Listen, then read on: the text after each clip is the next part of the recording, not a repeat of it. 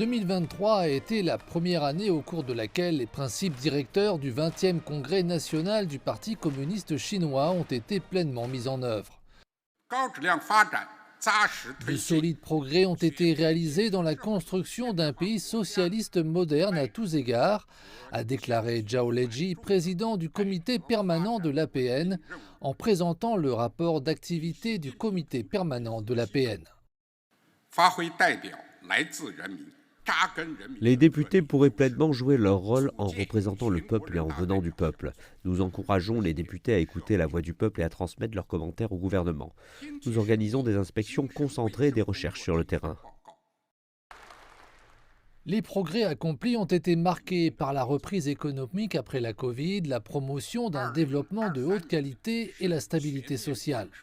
Le rapport indique que sous la direction forte du comité central du PCC, avec le camarade Xi Jinping à son centre, l'Assemblée populaire nationale est restée fidèle à la direction du parti, à la gestion du pays par le peuple, à la gouvernance fondée sur la loi et à exercer les fonctions législatives telles que stipulées dans la Constitution. Améliorer le système juridique socialiste aux caractéristiques chinoises. Nous mettrons soigneusement en œuvre le plan législatif du comité permanent. Nous nous efforcerons de légiférer sur la base de l'état de droit. Troisièmement, nous nous acquitterons solidement et efficacement de nos obligations en matière de contrôle. Nous nous efforcerons d'améliorer la rigidité et l'efficacité du travail de contrôle. Cette année, nous prévoyons de mettre en place 35 programmes de contrôle. Quatrièmement, nous jouerons le rôle des députés de l'APN. Nous formulerons des avis sur le renforcement des capacités des députés de l'APN afin qu'ils puissent honorer leurs obligations conformément à la loi. Cinquièmement, développer la communication externe de l'APN. Nous améliorerons l'efficacité ciblée de nos relations avec l'étranger afin de mettre en œuvre une politique de relations accentuée de grands pays aux caractéristiques chinoises. Le rapport indique que l'année à venir est cruciale pour la réalisation des objectifs et des tâches fixés dans le 14e plan quinquennal. L'année 2024 marque le 75e anniversaire de la fondation de la République populaire de Chine et le 70e anniversaire de la fondation de l'APN. Pour aller de l'avant, l'Assemblée entend continuer à améliorer le système juridique socialiste aux caractéristiques chinoises et prendre des mesures solides pour l'exercice d'un contrôle efficace et le développement des échanges internationaux.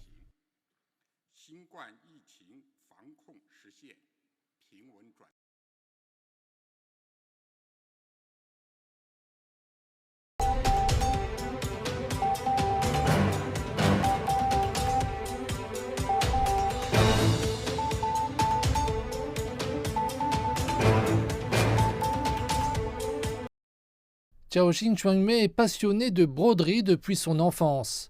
En 2015, elle a créé un atelier spécialisé dans la broderie de l'ethnie Yi. Son objectif est de créer des emplois pour les femmes vivant dans des conditions précaires par le biais de sa passion. Cette année, je me préoccupe surtout des emplois et des revenus de la population locale, de la défense des droits et des intérêts des femmes et du développement d'industries spéciales dans les régions peuplées de minorités ethniques. Je suis considérée comme une petite entrepreneuse pionnière. J'ai incité plus de 800 femmes de mon district natal à prendre un emploi flexible à domicile et je voudrais ensuite permettre à davantage de femmes de gagner de l'argent et de se développer dans leur village natal sans devoir aller travailler ailleurs. J'appellerai donc à un plus grand soutien politique pour l'emploi flexible des femmes à domicile. Élu député de l'APN en 2018, Xiaoxin Chuangmei a été réélu en 2023. Grâce à son expérience et à sa plus grande influence au niveau local, elle a commencé à se préoccuper d'autres questions sociales de sa région natale. C'est ainsi qu'elle a créé un centre de médiation pour résoudre les différends et les dissensions entre les villageois, avant que ces derniers ne se rendent au tribunal, et un atelier de broderie pour les enfants, afin qu'ils puissent mieux connaître ce patrimoine culturel immatériel. En tant que députée de l'APN, Xiaoxin Chuangmei dit qu'elle agit comme un pont entre le peuple de Mabian et l'organe suprême du pouvoir de l'État. C'est la 7e année que je participe à la session de l'ABN et chaque année je reviens pour transmettre l'esprit de la session à mes consoeurs brodeuses et leur faire part des politiques préférentielles du gouvernement central liées aux ethnies minoritaires. Maintenant que notre district est relié à l'autoroute avec le développement du tourisme, j'espère que davantage de personnes découvriront la broderie et j'espère également que d'autres industries pourront être développées ensemble. Je ferai également de mon mieux pour assumer mon devoir de député de l'ABN.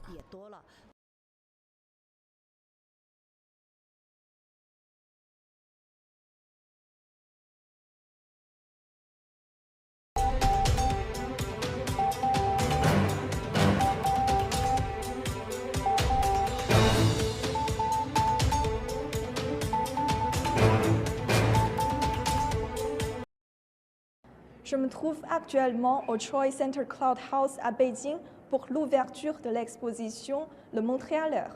62 créateurs de Montréal vous proposent leur vision de cette ville québécoise à travers leur création. L'exposition Le Montréaleur est un hommage à la ville de Montréal dans le style du New Yorker. Selon Bart Notby, directeur du bureau du Québec à Beijing et à Qingdao, le Québec est fier de se joindre à la 28e édition des célébrations du mois de la francophonie et de favoriser les échanges culturels avec la Chine. C'était très important pour nous de partager ce moment-là. L'art, c'est un magnifique moyen de réunir les peuples. Très facile que la personne soit adulte, plus âgée ou des jeunes. C'est universel. Donc, c'est très important de partager notre culture, les différentes facettes de ce qu'est le Québec par l'expression de notre art. Caton, une artiste basée à Montréal et l'une des artistes présentées dans l'exposition, s'est rendue en Chine pour la première fois afin de partager avec le public ses œuvres d'art, mais aussi ses points de vue sur le rôle joué par les femmes dans le secteur artistique. Oui, je pense que le rôle des femmes est majeur, devrait être vraiment encouragé. En fait, en bande dessinée, en art à Montréal, j'ai l'impression que les femmes font au moins la moitié des créatrices. Et je pense qu'ils devraient être amenées à non seulement pouvoir créer autant que leur père masculin, mais aussi être appelées à être appelées comme expertes en art aussi. Puis c'est ça, comme lectrice, mais aussi dans la représentation en art. Je trouve que c'est vraiment important qu'elle soit représentée de façon trois-dimensionnelle. Jennifer May, ambassadrice du Canada en Chine, a assisté à la cérémonie d'ouverture. Selon elle, cette exposition constitue une opportunité de montrer au public une partie importante de la culture canadienne et de promouvoir les échanges culturels entre le Canada et la Chine. De plus, elle a également souligné l'importance de l'appui des artistes féminins. Alors, on a beaucoup d'artistes canadiens qui sont des femmes, tout comme Caton qui est ici avec nous. Et puis, nous essayons, quand nous avons la possibilité de soutenir, d'appuyer des femmes, on le fait. C'est plutôt un esprit où nous regardons comment nous pouvons appuyer les femmes et surtout aussi les femmes dans des secteurs créatifs. L'exposition Le Montréaleur est l'un des événements phares pour le Canada durant le mois de la francophonie 2024 à Beijing. L'exposition est ouverte gratuitement au public du 8 au 14 mars.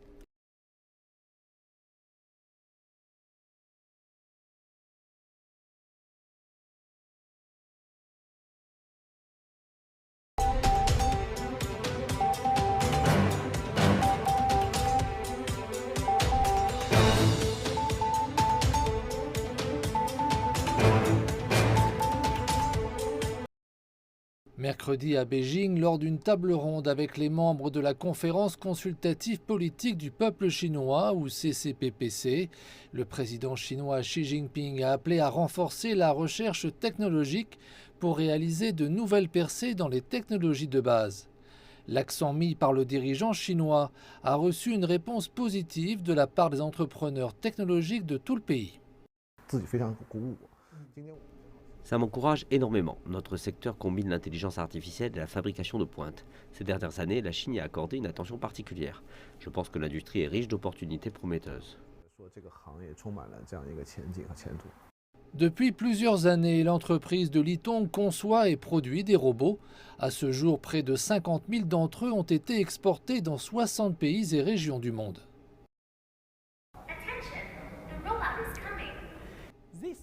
Ces robots intelligents ont été utilisés dans des restaurants, des hôtels et des hôpitaux pour livrer de la nourriture, des médicaments et d'autres produits. De nombreuses entreprises technologiques comme celle-ci appliquent des technologies innovantes pour stimuler l'expansion internationale. Avec le développement en plein essor de l'intelligence artificielle, des mégadonnées et de l'informatique en nuage, des robots plus innovants apparaissent sur le marché. Cette entreprise médicale travaille en étroite collaboration avec l'université Jiao Tong de Shanghai pour introduire des technologies de pointe afin de produire de nouveaux équipements médicaux destinés aux patients. Nos robots légers peuvent avoir le même effet que les robots de rééducation conventionnels pour seulement 1/10 du coût. Les nouvelles forces productives de qualité pourraient réduire considérablement les coûts tout en améliorant l'efficacité, ce qui permettrait d'élargir l'éventail des applications pratiques. De nombreux entrepreneurs affirment qu'ils investiront plus dans l'innovation technologique et la croissance de qualité. Ils pensent que cela permettrait de promouvoir davantage la transformation haut de gamme, intelligente et verte des industries clés.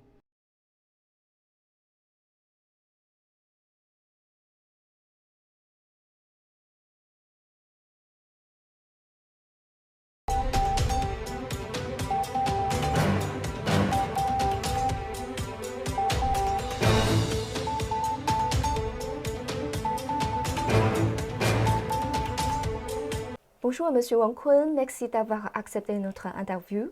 Bonjour. Le rapport d'activité du gouvernement chinois met l'accent sur l'application approfondie de la stratégie de renouveau national par les sciences et l'éducation. Comment comprendre l'importance de cette stratégie pour la Chine aujourd'hui?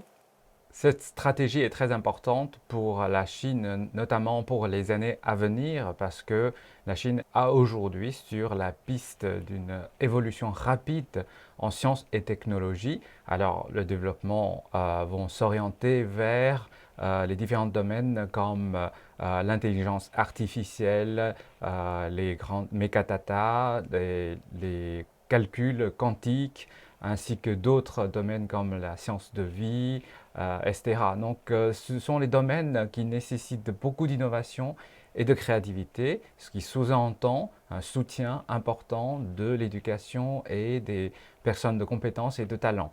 Donc, c'est pour cela que le gouvernement chinois a mis l'accent sur ce développement conjoint entre la recherche scientifique, l'éducation et la formation des talents, donc ce qui constitue un ensemble des trois facteurs ensemble pour soutenir cette vitesse de croissance et de recherche et de développement.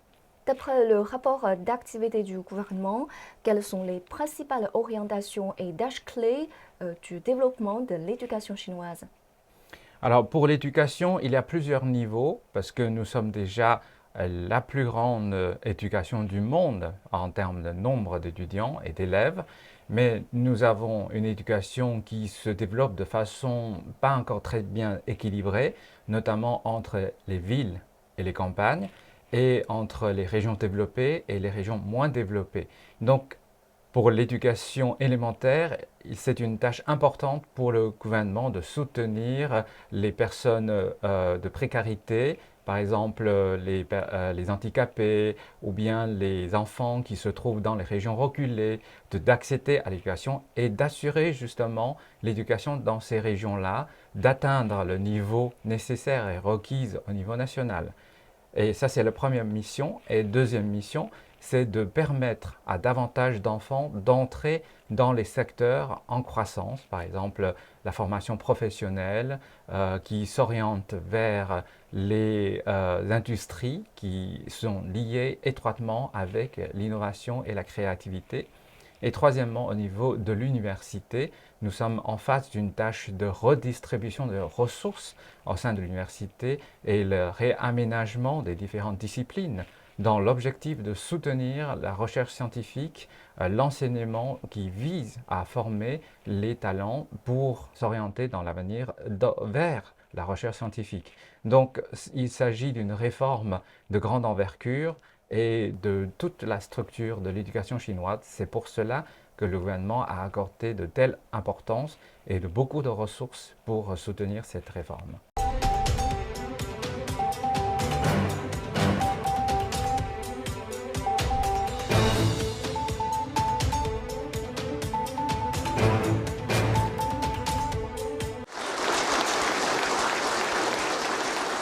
Le président Xi a pris part à la discussion des conseillers politiques du comité révolutionnaire du Kuomintang chinois, du secteur de la science et de la technologie et du secteur de l'environnement et des ressources. Il a exhorté les conseillers politiques du secteur de la science et de la technologie à renforcer la recherche fondamentale et la recherche fondamentale appliquée, à s'efforcer de réaliser des percées dans les technologies de base, dans les domaines clés, et à créer de nouveaux moteurs pour développer de nouvelles forces productives de qualité. La transformation des réalisations scientifiques et technologiques concerne en fait la manière de transformer rapidement le grand nombre de réalisations scientifiques et technologiques que nous avons accumulées en recherche fondamentale au cours des dernières années en productivité et en industrie, de sorte que la qualité et la quantité de notre productivité s'améliorent rapidement.